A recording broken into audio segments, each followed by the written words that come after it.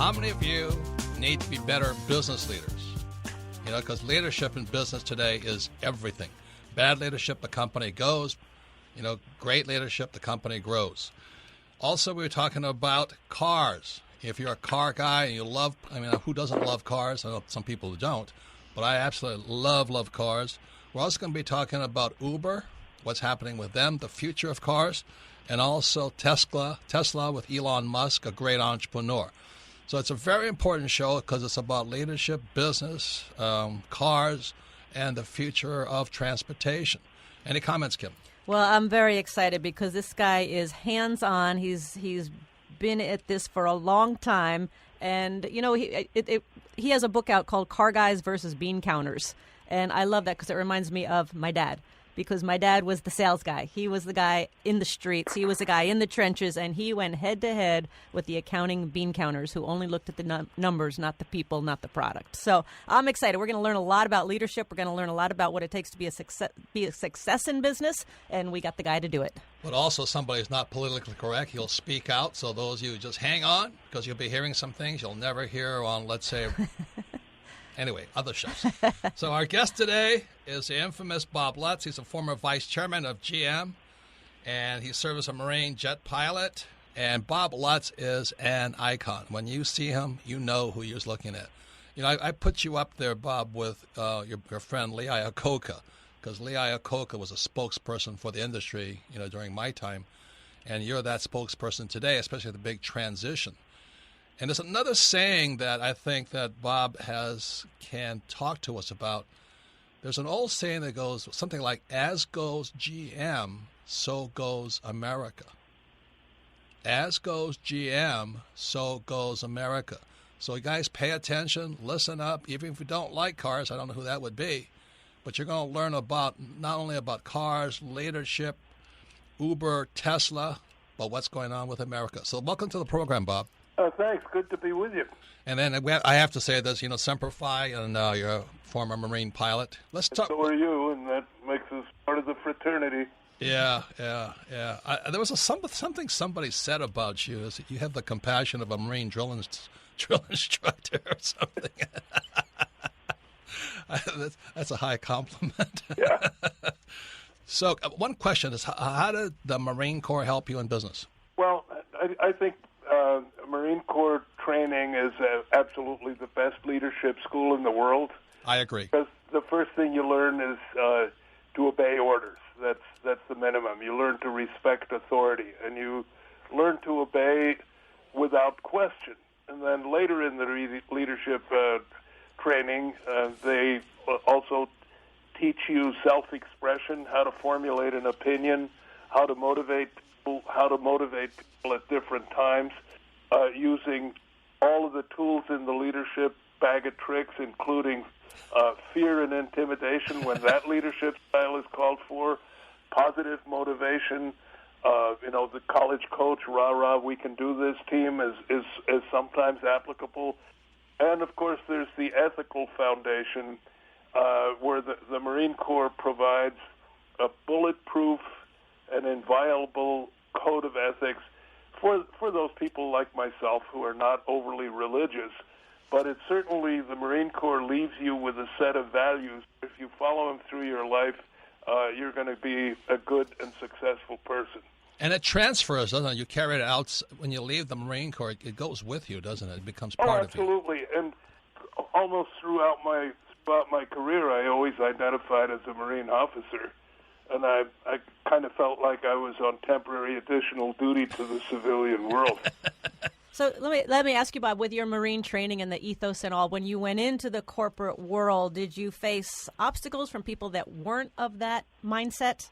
I will tell you the degree of leadership skills that I found in the civilian world, by and large, was deplorable. I mean, the people in business school, they learn techniques, they learn how to analyze spreadsheets, they know how to do complicated discounted cash flow analyses, etc.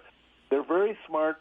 They learn all the financial techniques, and nobody ever gives them the basic tenets of leadership. And you see some absolutely horrible leadership styles that are, in fact, destructive. I was talking to a friend last night who is a senior executive in a large automotive company, and he was telling me about his CEO who uses meetings to berate and diminish and ends meetings with phrases like, "This is the worst team ever assembled on the planet. Wow. I don't know how I got saddled with a bunch of idiots like you."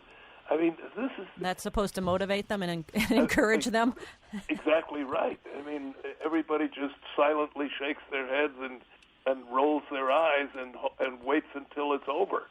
Some of these highly paid CEOs have a totally wacky and counterproductive side, and you very rarely run into the combination of someone who is technically competent, knows the business, and at the same time possesses the necessary leadership skills to run a successful organization. One example, I never worked for him, but I know him very well, former Marine officer and pilot Fred Smith, who founded and runs Federal Express. Right. Fred applies. He actually published an article that went, "Leadership I learned in the Marine Corps is applied daily at FedEx." And I'm sure that's absolutely true. But there's a deplorable absence of actual leadership and actual what we call leadership as opposed to management in the civilian world. That's a great distinction. There's Very good distinction. Big difference. Very good distinction. So going back to that question, as goes GM or so goes America, you have any comments on that comment? Well, that was a long time ago. That phrase was uttered by a GM chairman, and it was often misquoted. What he actually said was, and I'm not sure I have it exactly right, but what he actually said was, what's good for the United States is also good for General Motors, meaning to say that General Motors can't really do any better than the United States as a whole. But it was twisted into an arrogant statement to make it sound like General Motors, was sort of the bellwether for the U.S. So what do you think about that bailout in 2008, I believe? Was that a good thing? Well, it was necessary because General Motors employs about 100,000 people in the U.S., hourly and salaried. A little less than that now. But there's also all the GM dealers. Then you've got the whole supply base. Letting General Motors go under was out of the question. And the U.S. government bears heavy responsibility. And there's this Democratic administrations and Republican administrations had decades of misguided regulation, which basically handed the market to the imports to the detriment of the U.S. companies. But nobody listened. It was, well, you crybabies are just going to have to deal with it. And we dealt with it for as long as we could. But when that sharp recession hit in 07 and 08, nobody had enough cash. Well, Ford had enough cash reserves to squeak by, but General Motors and Chrysler didn't. So, the Lord giveth and the Lord taketh away. In this case, the government took away for decades, and then finally the big catastrophe happened, and then I will say they stepped up to the plate. But I didn't think we were getting something for nothing. I felt, well, we warned you for decades. It finally happened. Okay. Once again, Robert Kiyosaki, the Rich Dad Radio Show. This is a fantastic program. We're talking on a very big subject here, leadership, cars, the economy, and the future. So stay tuned because we're going to keep talking to Bob Lutz. He's a former vice chairman of GM, author of Icons and Idiots, Car Guys, and Bean Counters. So to ask the question again, so how is America doing from your vantage point? Well, obviously, we could spend more than the whole program talking about No, you got 2 minutes. How's that? political situation, so we'll stay away from that. I'm obviously worried about an economy that's propped up by essentially zero interest rates. I mean, the LIBOR rate is now 0.3%. That's very close to zero. And the economy never really has taken off. The government is into heavy deficit spending. Some say this will inevitably cause mass inflation. I'm not quite sure about that. But all in all, it's a precarious situation that I think has everybody a little bit worried. Having said that, so far so good. And a lot of the doomsayers have been proven wrong. People have been projecting the big collapse for the last 5, 6, 7 years, and it hasn't happened. And the global financial system is now sophisticated enough and all-encompassing and global enough to be able to avert any big catastrophe. And then other times I'm not quite as sanguine. You'll see a whole new world from this great guest we have today. His name is Bob Lutz, former vice chairman of GM, served as a Marine pilot, which I like. He's held positions in management at GM, BMW, Ford, and Chrysler. Author of the books Icons and Idiots, Straight Talk on Leadership. Please get that book. Car Guys and Bean Counters, another great title, because there's always a battle between the marketing guys and the bean counters. And Guts, 8 Laws of Business. So we're going to talk to Bob Lutz right now. We're going to go into the future. We're going to look into the past, what's going on today, but we're going to find out what he sees for the future. What does this crystal ball say? So, Bob, what is going on in the future? What do you think? How's this electric car thing going to pan out? What's happening today? What's happening is we're seeing a transition away from the automobile to essentially fully autonomous, controlless modules that will be standardized, and that you call up to your house, it shows up, you get in, you put in the destination, probably by voice. The module takes you to the freeway, which will have at some point inductive cables so that you're recharging as you go. And your module will be inserted into a flow of similar modules that are perhaps traveling at 200 miles an hour. When you hit your freeway exit, your module will separate and will go into deceleration lanes.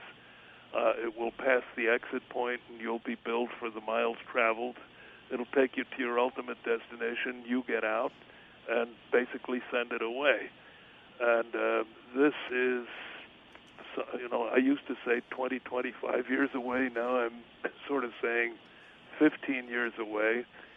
And we're seeing that the beginning of it is really Uber and Lyft, the sort of call up the driver services. And what they really are is the future autonomous car model, except at this point they're still being driven by humans.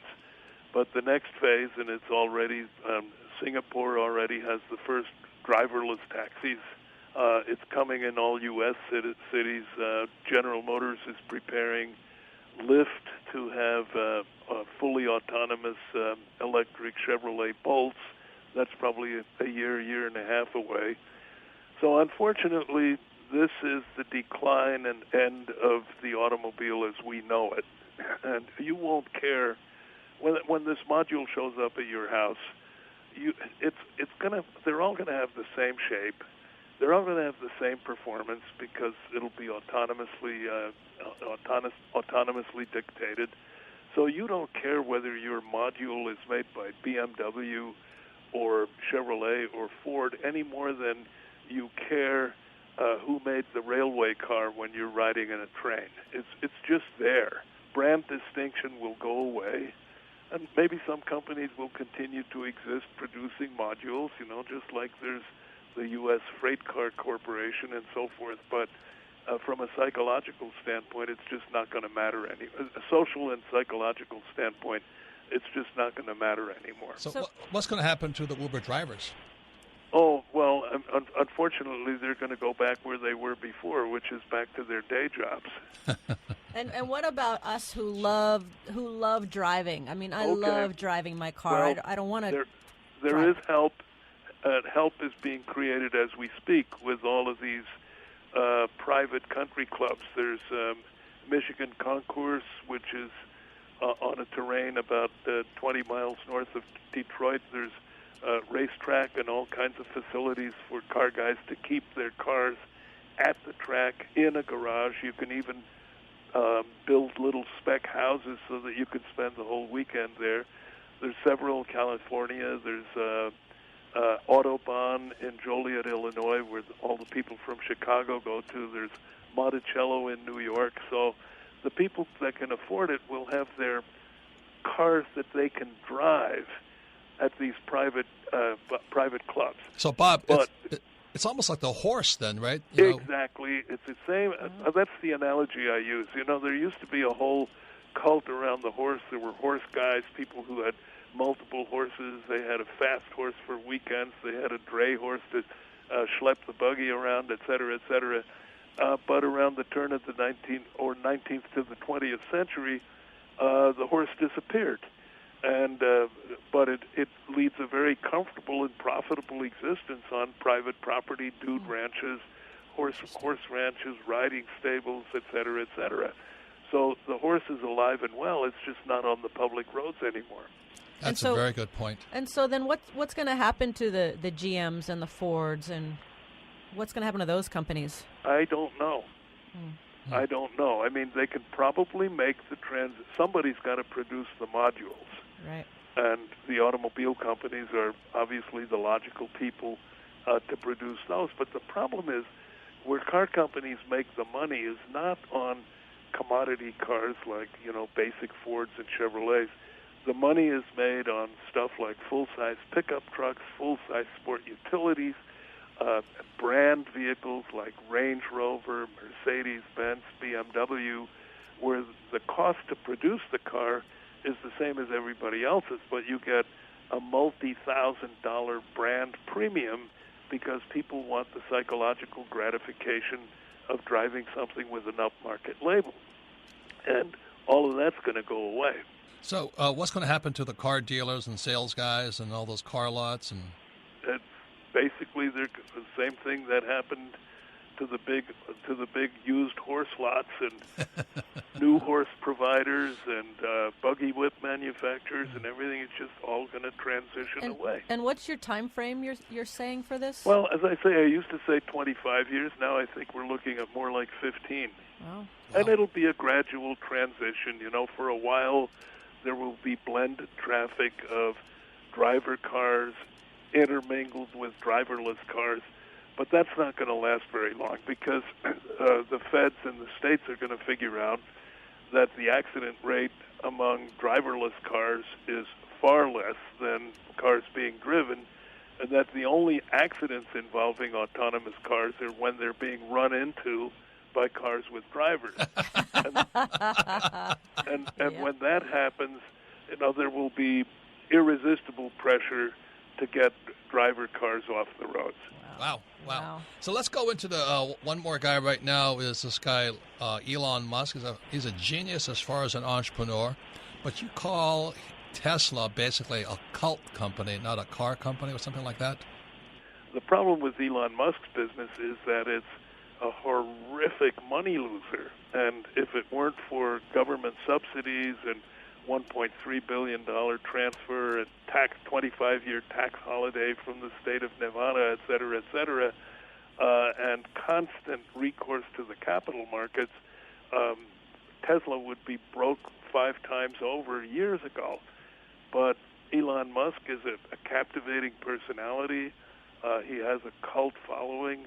I don't even call the people who buy his cars, they're not even customers, they're followers.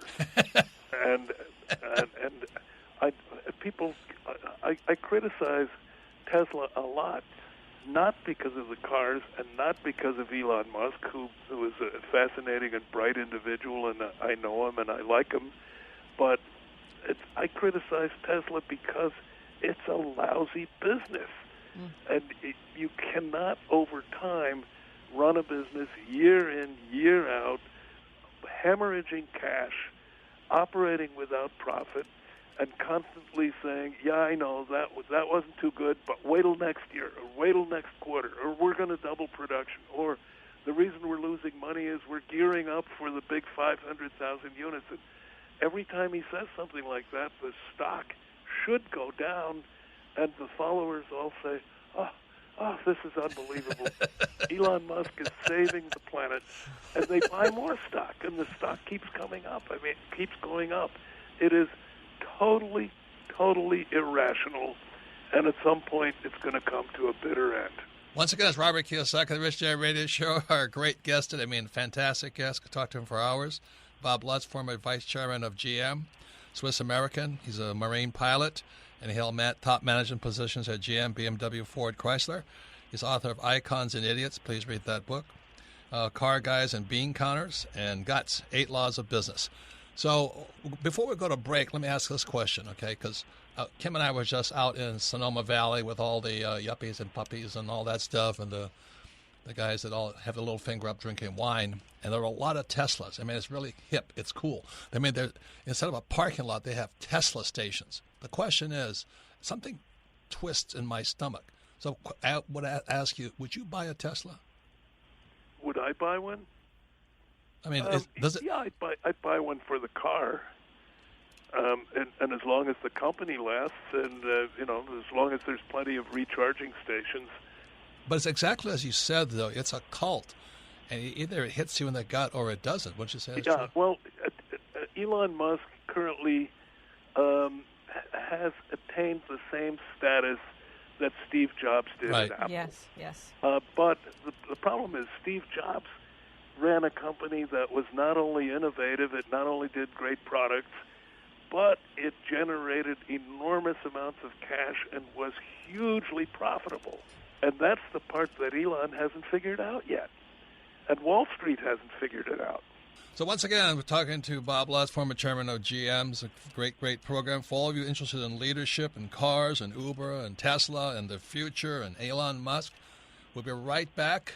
And we're getting more into electric cars kill gas cars. But, I really want to get back into what I really want to talk to you about is, we're old guys, but cars were really sexy.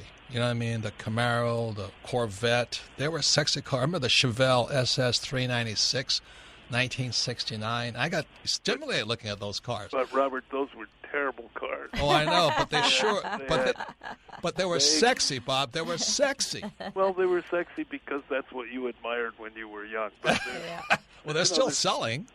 But there's plenty of sexy stuff out there now. Oh, yeah, okay. there is. Yes, there is. Really outstanding Ford Mustangs. Well, I agree with you, but they're retro. You could buy a Focus SVO, which is, I think, around 300 horsepower.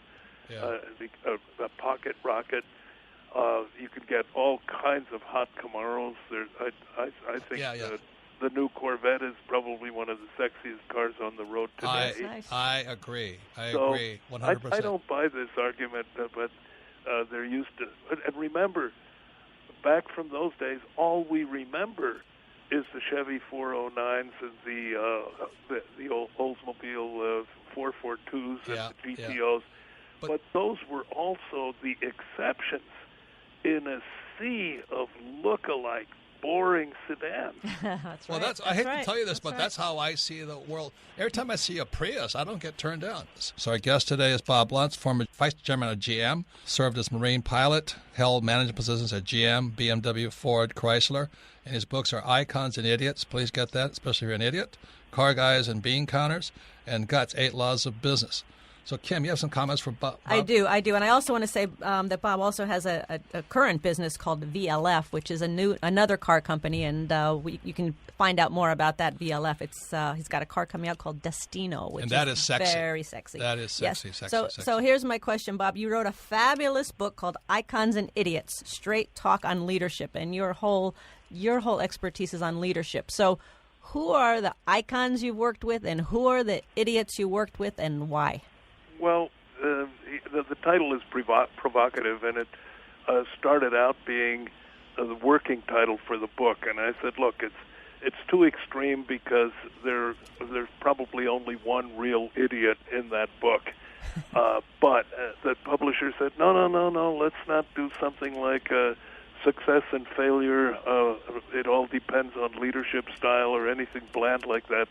They liked Icons and Idiots because it was short and punchy. Yeah. So, in a way, the title is a little bit misleading because if you look at the examples of leaders I worked whiz, starting from a high school teacher in Switzerland who I thought was absolutely wasted as a high school teacher. 20 years later, he was president of Switzerland, so I was right about him. Obviously. And through my drill instructor in the Marine Corps, and then various CEOs I've worked for in my career. And what I try to point out is most successful leaders in private industry are in some ways deeply flawed. I mean, I kept little notes throughout my career, and I worked for some people who were really, truly weird.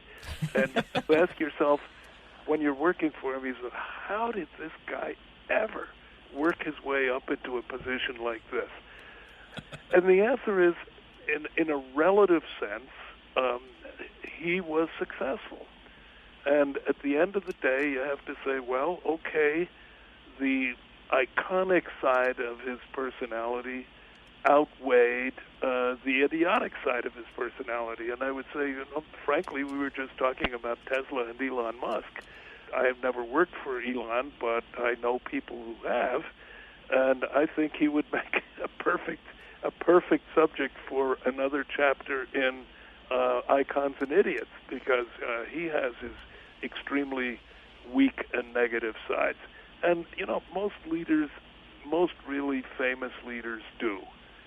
That was really the tenet of the book. And, of course, what I did was, in the book, was to show positive and negative leadership traits and hope that the reader would draw inspiration from the positives and less from the negatives. So was there one you would say was like the best that you worked with? Well, yeah, there's one guy who wound up doing 10 years in a federal penitentiary. He was the former CEO of the Exide Corporation, and he not only exhibited deplorable leadership style in every imaginable sense, ruled the company entirely by fear and intimidation, bribed customers, took bribes from suppliers.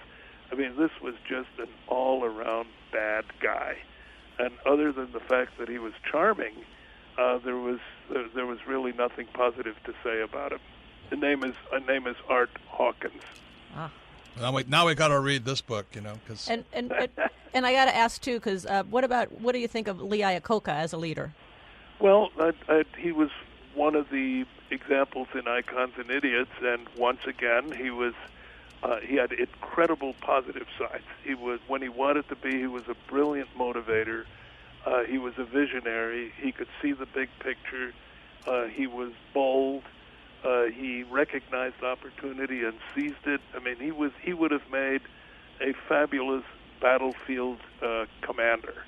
But on the other hand, he had his off moments. He was vain. He was insecure. He didn't take criticism well at all.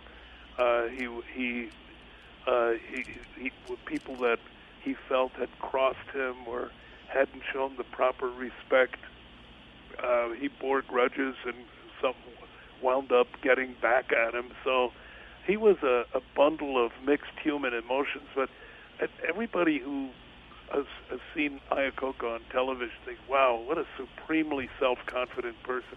But in truth, he wasn't. When he was in a room full of people that he didn't know, he was very shy, very insecure. He always needed his entourage of public relations people who would bring people up to him and say, Lee, I want you to meet Mr. So-and-so. He was incapable of just getting in with the crowd and mingling on his own. So he was loaded with contradictions, but still, I say, looking back at all the people I've worked for, the most successful leader that I've ever worked for. Was there any leader without a flaw? Well, in my book, the later president of Switzerland, who was my high school teacher and who was also, at the time, a lieutenant colonel in the Swiss Army, he had a corrosive sense of humor, and at times when somebody submitted a really bad paper, he would have a 10-minute field day ridiculing the writer, and sometimes in a somewhat cruel way. I mean, I saw students standing up behind their desk, absorbing the ridicule and with tears in their eyes. Oh. So he had his weaknesses too. But as far as I'm concerned, he's of course passed away now. He was considerably older than I was, but he was a fabulous guy. My drill instructor in the Marine Corps, other than the type of physical punishment that was meted out, which would no longer be permitted today, I never detected a flaw in him. I'm sure he had some, because otherwise he would have been more than a staff sergeant. But no, I think the stronger and the more successful the leader, the more the positive sides are in some way compensated by psychological insecurities or weird traits. So do you have any advice for our listeners on how to become a better leader? Because we're all leaders in some way, either our families or on the street or in business. We have a lot of business owners that are listening to our program as well. Well, I would say just practice honesty, integrity, communicate well. Try to avoid when you're leading your company. Try to avoid being overly dictatorial. I mean, you can get your way, but you're far better off if you take the time and spend the effort to get your closest teammates around you, explain your reasoning, explain the reasons why you tend to favor one decision over another, listen to the people who disagree with you, argue with them if you have to, use humor when you're arguing. I think humor makes a lot of opposing opinions and criticism go down a lot easier. Good point. In the final analysis, you're the boss, it's your money, it's your company. You can always say, well, look, thanks, guys, thanks a lot for the input, but, basically I still want to do it my way, and I'd appreciate you guys getting behind it. That works a lot better than just walking in the room and saying, all right, we can make this meeting short. We're going to do it my way. Everybody's dismissed. What's wrong with that, Bob? Once again, it's Robert Kiyosaki, the Rich Dad Radio Show. Our guest today is Bob Luntz, former vice chairman of GM, and he's held top management positions at GM, BMW, Ford, Chrysler. And his books are Icons and Idiots, Car Guys versus Bean Counters, and Guts, 8 Laws of Business. So one of the things I heard when Car Guys and all this is you make your product sexy. And then you had this product, was under your command, but a thing called the Aztec. It was the ugliest car. For those who haven't seen the Aztec, go to the website and be brave and look at it. So how does that happen from sexy to the ugliest thing on planet Earth? Well, that was when the bean counters were firmly in control of GM. And General Motors as an organization at that time did not recognize that cars are not bought by rational people for rational reasons. Good point. They're bought on an emotional basis. They're bought because a car is sexy or it's attractive, etc. Or the brand means something to where your friends will admire you for having bought such and such a brand. But it's a whole pack of psychological reasons. GM had discounted all of that because you can't measure it. You cannot put lust. You can't quantify lust. So every vehicle that GM did, with the exception of pickup trucks and sport utilities, because that was a different group of people and they were like running their own company. But on the car side of the business, everything was reduced to a set of attributes.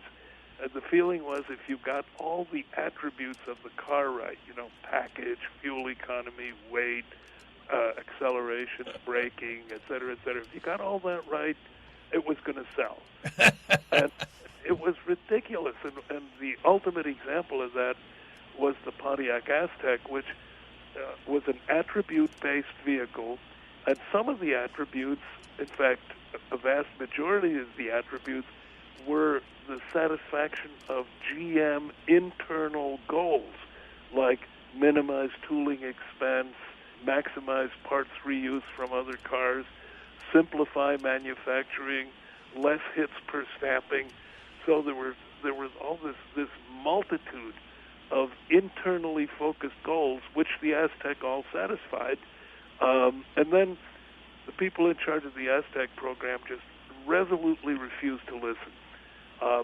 It went out to consumer research several times, and each time the consumer research was devastating. And instead of accepting it and saying, gee, we're doing something wrong here, we better start over, they bravely told themselves, what do those idiots know?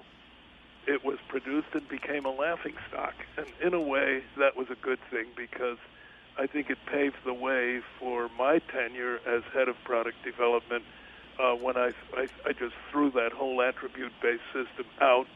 I threw the whole structure of 35 different consumer needs-based segments out. And I said, this whole needs-based stuff is just a bunch of baloney. What we've got to start talking about is lust and desire and image and projection of fun. And that's when, we started turning the corner and producing highly desirable vehicles. The Cadillac was an old white guy's car. Remember that? Yep. Kim's father always drove Cadillacs. And I swore I would never buy a Cadillac because Kim's dad drove a Cadillac. But then you guys came out with those new models, and those are hot and sexy. Were you part of that change from old? Oh, absolutely. I was strongly behind the performance push at Cadillac and the creation of the so-called V-Series. And now if you buy a V-Series Cadillac like an ATS-V or a CTS, especially the CTS-V, you have the world's highest performance four-door sedan in terms of not only straight-line performance acceleration, but also braking and ability to negotiate the Nürburgring just about faster than anything else on this planet. Is that right? But, the Cadillac brand is going to need more than V-Series cars that appeal to performance addicts. So Cadillac, in terms of rehabilitation, is still a work in process. So Bob, back to the Car Guys versus Bean Counter, your book, The Battle for the Soul of American Business, and the Aztec. Is that a product of these MBA programs? I mean, they're mostly focusing on the finance, right? No, it was all finance and cost-driven. And everything was run by a bunch of intellectuals with IQs probably in the 170s who didn't understand the creative process, because the creative process requires right brain intelligence, whereas these guys were all superb left brainers. And they thought that they could devise an intellectually based quantitative system that would, if rigorously applied, would produce great vehicles. And of course it didn't. It produced mediocre vehicles that satisfied a bunch of numerical criteria. So there was no focus on product quality, customer service. Well, quality is a measurable thing. So reliability, but the quality thing was misunderstood too. The quality thing was totally focused on absence of things gone wrong, and getting rid of the things gone wrong is important. But you can have a car with zero things gone wrong, and it's low performance, uses a lot of fuel, is dead boring to drive, has numb steering, et cetera, and nobody buys it. What you really need to focus on is things gone right.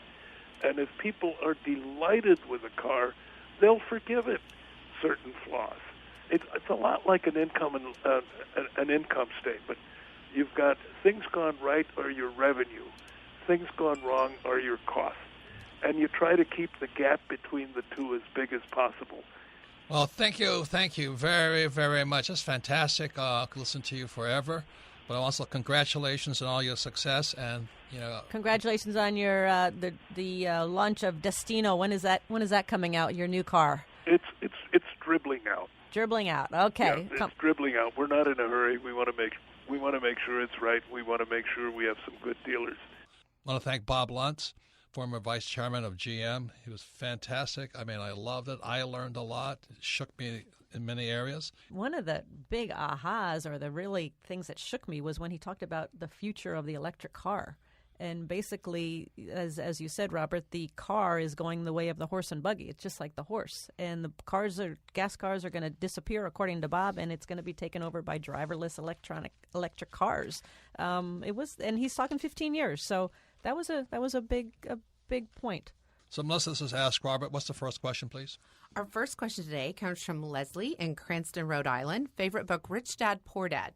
We have a family business and times are increasingly difficult even though it has been successful for the past 15 years. I know I need to take care of my employees, but sometimes making ends meet is difficult. What's your opinion on using personal funds to supplement payroll? I'm glad you asked that question because anybody who's an entrepreneur really knows what that's like. Because, I remember the days when I was an employee and all of a sudden I became an employer, an entrepreneur, and suddenly being an employee was the easiest thing in the world. I couldn't believe how tough it was to be an entrepreneur. So that question is always a question on any entrepreneur's mind. How do you make payroll? And so that's why I love Bob Luntz's book, Car Guys and Bean Counters, because it's not right or wrong. You definitely need right now a bean counter to come into your business, a CPA, an accountant, or somebody, and look at your records. And you got to have a disinterested third party look at what's going on inside your business and find out what's happening. Then you can make a more logical decision than asking somebody like me who has no ideas what your books and numbers say. The second thing is that what he's talking about, what Lutz was talking about, is you have the salesperson versus the accountant. And there'll always be a battle in there. So a lot of times the reason the entrepreneur struggles is because their sales skills aren't up to par. They're out of the market. They're looking at the small picture. They don't know what's going on in the economy. So there's two things. It's not that car guys and bean counters, one is right or wrong. You got to have both. And what happens most of the time is the reason most people are employees because they can't sell. And sales becomes, you're going to be an entrepreneur, you have got to sell. Not only sell, but market and PR. You're constantly selling because sales equals income. So you can look at your employees, but you should look at yourself as the entrepreneur. If you can't sell, maybe you should get out of business, something like that. Be hard and cold and say, well, I don't want to close the business. Well, then learn to sell. Any comments, Kim? Well, I just remember the time when we had no money and, we were buying property and we had a business at the time and we had to get very, very creative because we had no money, which might be a better position for them to look at. What if you had no money instead of this personal cushion? It could force you to get more creative. And just as you're saying, Robert, to go out there and sell new products or something like that, it could force you to be more creative. So it might be better you don't even look at those personal funds and pretend as if you had nothing. No, I would get professional advice right now because you're in trouble. You're in very big trouble if more money is going out than coming in. And that's really the thing. Don't mess around with this one. You're going to be out of business anyway. The other thing, too, is you've got to step up your education in sales and marketing and all this. There's a very good book called Positioning by Trout and Reese. That's a primer. You've got to read that book, Positioning, Trout and Reese, because that is exactly what Bob Luntz does. He has car guys versus bean counter. That's a positioning statement. He has icons versus idiots. That is a positioning statement. That is a marketing guy speaking, not a bean counter. So if you're going to be the entrepreneur or the employer, you've got to step up your ability to sell. So I was talking with the book Positioning by Trout and Reese, because if you can't sell, you suck. You have no money coming in. And then you're the problem, not the employees. Next question, Melissa. Our next question comes from Jeffrey in Missoula, Montana. Favorite book, Midas Touch. Says, I'm trying to build up my small business, which means I work long hours. My fiance works in the healthcare industry and rides my back because I don't have a 9-to-5 job. How do I convince her that the path I'm on is the best one for our future and is more important than getting a 9-to-5 job? That's a tough question really because question. one person's an employee and one's an entrepreneur, and the twain shall never meet. That's like car guys versus bean counter. It's a classic struggle. So I would suggest the same thing. I would leave her alone and step up your act, man. I would get man up. I would really, really start to produce some results. You've got to step up your sales because sales equals income. People who cannot sell suck, but they get all upset that people who can sell. You know what I mean? Bean counters don't like sales guys. Is that true, Kim? That is true. They do not. And my dad was a perfect example, and that's why he lost his job, because the bean counter became president and he didn't. He was the sales guy, and he lost out to the bean counter. And that woman friend of yours is telling you something. Step it up, man. Man up. You better start selling. Bring some income in and stop talking, because your communication skills have got to go up. Talking is not selling. Telling is not selling. I come from the sales background. That's why I make so much money. But if you can't sell, you suck. That is the fact in the real world, sweetheart. And you know what? I'd also recommend Cashflow Quadrant, because it's the typical employee versus the mindset of an employee versus the mindset of an entrepreneur. That's what you're facing right now. And I'm going to say this. If you're building a business and your partner is not on the same page, if you and your partner are not on the same page, you guys are going to struggle. It'll be a never-ending struggle, and chances of your success are going to be very low, probably zero. And she's just trying to tell you something. She's doing you a favor, man. She's doing you a favor. You have got to man up, step up your business skills. Number one business skill is sell. If you can't sell, you suck. Our Rich Dad advisor, Blair Singer, he has his book called Sales Dogs. Please read that. Right now, you have got to study communication, because communication brings money in. Bad communication pushes money out.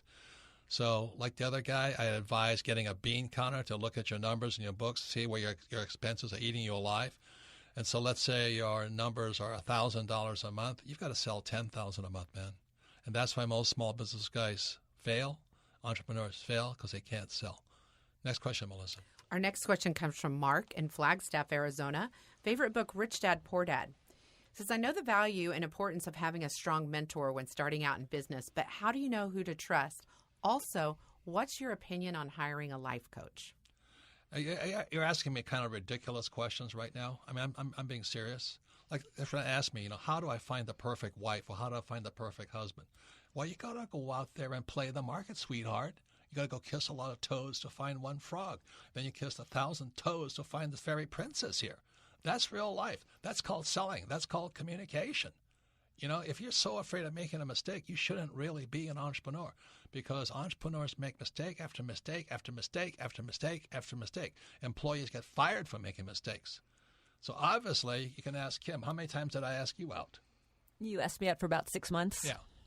She kept turning me down. Now, you don't have that, well, which is the perfect life coach? Well, how the heck should I know? You got to know, sweetheart, and you got to go out there and play the field, get into the marketplace, make some mistakes, kiss a lot of frogs, kiss a lot of toads. Maybe you'll find the perfect person. So once again, I want to thank Bob Lutz. That was a fantastic course. Got me all stirred up, really, really stirred up, because it is car guys versus bean counters. And in every business, you'll have sales versus accounting. Everybody think, well, I'm a manufacturing, and everybody has their point of view. But at the end of the day, it comes down to, can you sell? If you cannot sell more than your expenses are, you're out of business. That's what he's saying about Tesla.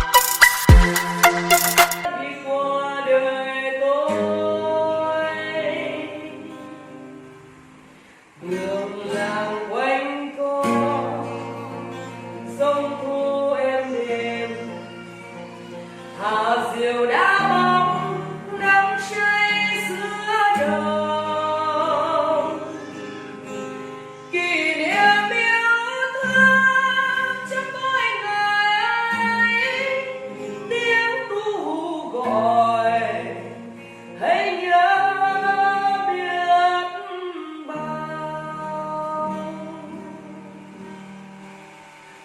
tôi xa quê bao năm tháng qua nhưng trong trái tim không bao giờ xa lời mẹ ru con hiu hiu chưa hè mùa lụt